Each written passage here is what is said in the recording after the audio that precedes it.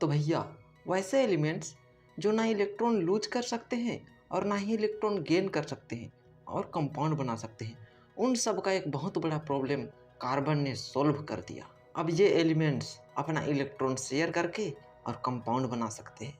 ये जो electron share करते हैं, इस इलेक्ट्रॉन को डॉट का स्ट्रक्चर बना करके दिखाया जाता है, उसी को इलेक्ट्रॉन डॉट स्ट्रक्चर बोलते हैं। जैसे कि यहाँ पर देखो, दो नाइट्रोजन मिल करके अपना इलेक्ट्रॉन शेयर कर रहे हैं, तो उस इलेक्ट्रॉन को डॉट से रिप्रेजेंट कर रहे हैं और एक स्ट्रक्चर बना रहे हैं, तो इसको इलेक्ट्रॉन डॉट स्ट्रक्चर कहते हैं। तो अगर एग्जाम में आए कि फलाना चीज़ का इलेक्ट्रॉन डॉट स्ट्रक्चर बनाओ, तो कैसे बनाओगे चलो मैं बताता हूँ। अगर एक एलिमेंट वाला इलेक्ट्रॉन डॉट स्ट्रक्चर बनाना हुआ, जैसे कि O2 N2 एक ही एलिमेंट वाला, तो सबसे पहले उसका इलेक्ट्रॉनिक कन्फिगरेशन लिखना। उसके बाद ये सोचना कि उस एलिमेंट को और कितने इलेक्ट्रॉन का ज़रूरत है उसका वैलेंस शेल भरने के लिए, उतना इलेक्ट्रॉन को एक साइड लिखना और बाकी इलेक्ट्रॉन को तुम कहीं पर रख सकते हो और फिर ऐसा गोल बना देना। ये तो हुआ एक एलिमेंट वाला इलेक्ट्रॉन डॉट स्ट्रक्चर।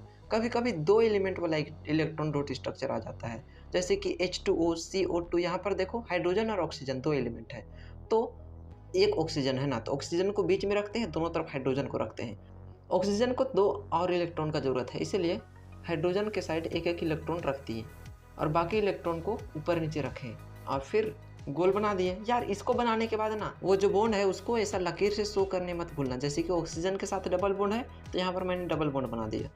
यहाँ पर H2O के साथ सिंगल बॉन्ड है, तो मैंने सिंगल बॉन्ड बना दिया। ऐसा बनाने मत भूलना। एक एलिमेंट का बहुत ज़्यादा आता है, S8 का।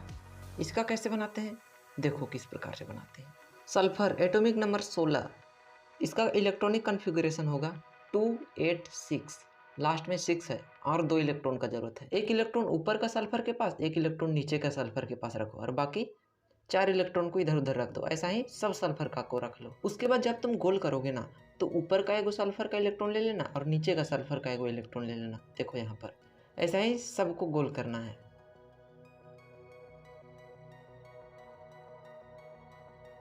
यहाँ पर तुम ध्यान से देखोगे तो जितना भी सल्फर है उसके साथ सिंगल सिंगल बॉन्ड है, इसलिए अगर तुम इसका लकीर वाला स्ट्रक्चर यानी बॉन्डेड स्ट्रक्चर बनाना चाहोगे तो बस सिंगल सिंगल बॉन्ड सब में लगा देना, हो गया। कार्बन कंपाउंड पढ़ते पढ़ते तो दिमाग चकरा गया, बहुत हो गया कार्बन कंपाउंड। इसका अब प्रॉपर्टीज देखेंगे, इसका खूबी क्या है, ये क्या क्या कर सकता है और क्या क्या नहीं कर सकता है, उसको देखेंगे। देखो सबसे पहला चीज़ तो ये इलेक्ट्रिसिटी कंडक्ट नहीं कर सकता। सारा दिमाग खराब, सोचे थे इलेक्ट्रिसिटी कंडक्ट करेगा, फर्स्ट वाला दिमाग खराब। सेकंड वाला पॉइंट देखते हैं क्या करता है। सेकंड वाला पॉइंट ना फर्स्ट पॉइंट का कारण है, ये इलेक्ट्रिसिटी कंडक्ट नहीं करता है, तो काहे कंडक्ट नहीं करता है अगर पूछे तो ये सेकंड पॉइंट को लिखना। ये इलेक्ट्रिसिटी कंडक्ट इसीलिए नहीं करता है क्योंकि ये आयन नहीं बना सकता है। अब यार आयन बनाने के लिए तो इलेक्ट्रॉन गेन करना होगा या तो इलेक्ट्रॉन लूज करना होगा। ये तो ना गेन करता है ना तो लूज करता है, ये तो इलेक्ट्रॉन को शेयर करता है। दूसरे मॉडल का आदमी है ये। अच्छा, अगला पॉइंट ये कहता है कि इसका मेल्टिंग पॉइंट और बॉइलिंग पॉइंट दोनों कम होता है। यार मुझे ये समझ नहीं आ रहा है, ये प्रॉपर्टीज बता रहा हूँ या फिर इसका कमियां बता रहा हूँ। अधिकतर कार्बन कंपाउंड तो कैसे फॉर्म में रहता है और बाकी जो दूसरा फॉर्म में रहता है उसको हल्का सा भी अगर गर्म करोगे ना, धायने भाप बन जाता है, वो स्टीम में बदल जाता है। अच्छा, इसका कारण क्या है? इसका कारण फोर्थ पॉइंट में बताया गया है। देखो कार्बन कंपाउंड ना सामने सामने रहना पसंद नहीं करते, ये दूर दूर रहते हैं।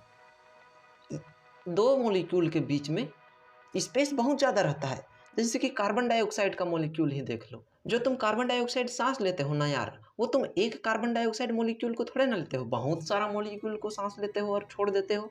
तो ये मॉलिक्यूल्स के बीच में स्पेस बहुत ज़्यादा रहता है। देख रहे हो कितना कितना गैप है, एकदम सटल सटल रहता, तब ना इसका हाई मेल्टिंग और बॉइलिंग पॉइंट रहता। ये तो पहले से दूर में रहता है, तब फिर इसको तो इनको कन गर्म करोगे, बस भाप बन गया। इससे याद आया, तुम्हारे एनसीईआरटी बुक में ना कुछ कार्बन कंपाउंड्स का टेबल दिया गया है और उसका मेल्टिंग और बॉइलिंग पॉइंट दिया गया है, उसको जरूर से याद करना है। तुम्हारे सिंपल पेपर में भी उससे क्वेश्चन आया है, बताओ तो उसको याद कैसे नहीं करोगे, जरूर से कर।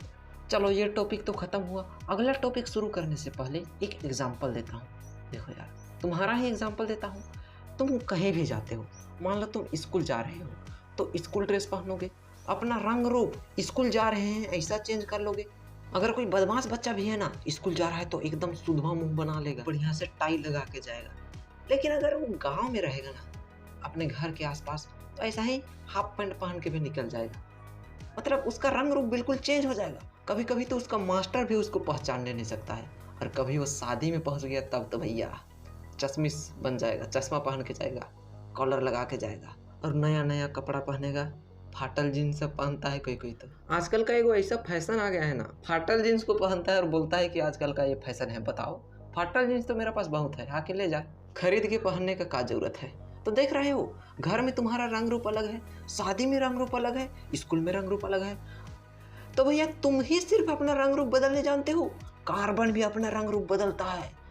जैसा सिचुएशन, कंडीशन, पोजीशन देखता है वैसा ही अपना रंग रूप भी बना लेता है। जैसे तुम्हारा अलग अलग रंग रूप है ना, वैसा ही कार्बन का भी अलग अलग रंग रूप है। और इस सारे रंग रूप को एलोट्रोप्स कहते हैं। चलो तब एलोट्रोप्स का डेफिनेशन भी देख लो, एग्जाम में आएगा तो फटाक से लिख लेना, देखना नहीं है अब यह याद कर लो। If any element exist in 2 और more form in same physical state is known as allotrope of that element. अगर कोई एलिमेंट 2 या फिर 2 से अधिक रंग रूप में रहता है तो उन सभी रंग रूप को उस एलिमेंट का एलोट्रोप्स कहते हैं। जैसे एग्जाम्पल में कार्बन का एलोट्रोप्स हो जाएगा डायमंड, ग्रेफाइट, फुलरिन। फुलरिन भी अलग अलग प्रकार के होते हैं। इस चैप्टर में हम लोग बकमिंस्टर फुलरिन के बारे में पढ़ने वाले हैं। मिनिस्टर नहीं यार, मिंस्टर, स्पेलिंग एक बार देख लो, हम भी इसको मिनिस्टर लिखते थे। सबसे पहले हम लोग डायमंड यानी हीरा के बारे में जानेंगे। तुमने बहुत सारे सीरियल देख रखे हैं, उसमें सांप हीरा उगलता है और कुछ ऐसे मूवी देखे हैं जिसमें कोयला का खदान में हीरा मिलता है।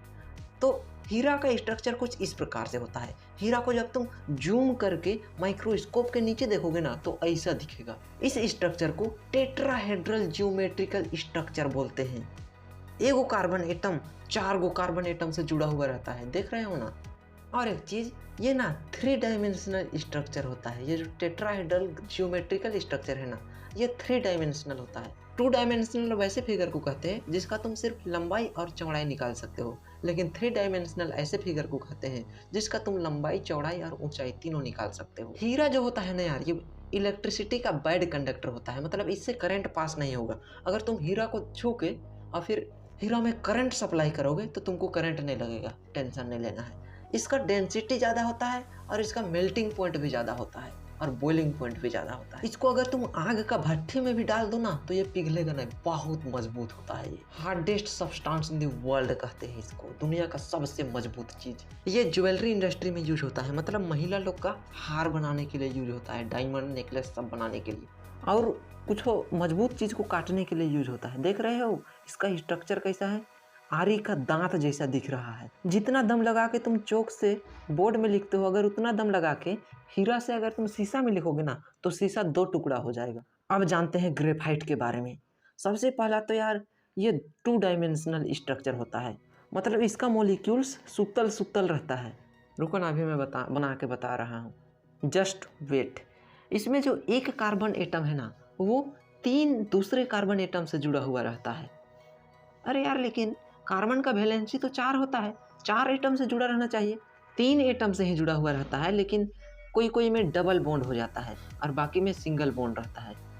देख रहे हो किस प्रकार से इसका स्ट्रक्चर होता है, देखने से ही दिख रहा है सुतल सुतल है।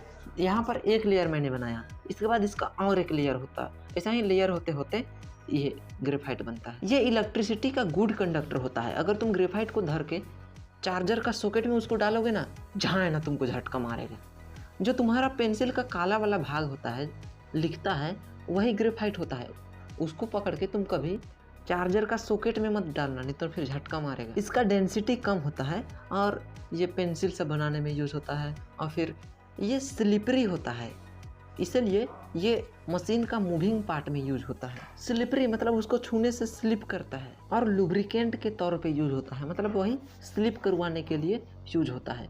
लुब्रिकेंट की तरह क्यों यूज होता है और ये स्लिपरी क्यों होता है, इसका कारण ये है कि ग्रेफाइट के 2 लेयर के बीच में बहुत ज़्यादा गैप होता है। ये बोर्ड में आया हुआ क्वेश्चन है कि ये स्लिपरी क्यों होता है और लुब्रिकेंट के तौर पे इसको यूज क्यों करते हैं। तो इसका कारण यही लिखना कि there a huge gap between 2 layers of the carbon molecules. So one layer of carbon molecule can move with respect to other layer.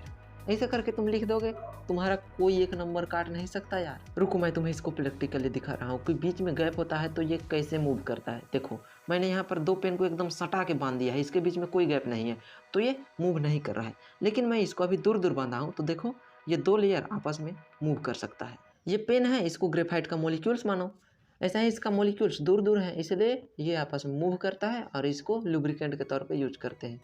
अब लास्ट आता है बकमिंस्टर फुलरिन। ये गेंदा जैसा दिखता है, गेंद जैसा। तुम कभी फुटबॉल खेले हो, क्रिकेट खेले हो तो वही उसका बॉल जैसा दिखता है, मन करता है ये कला था। देखो ये जो गेंदा है ना, ये कार्बन का एटम से मिलकर बना होता है।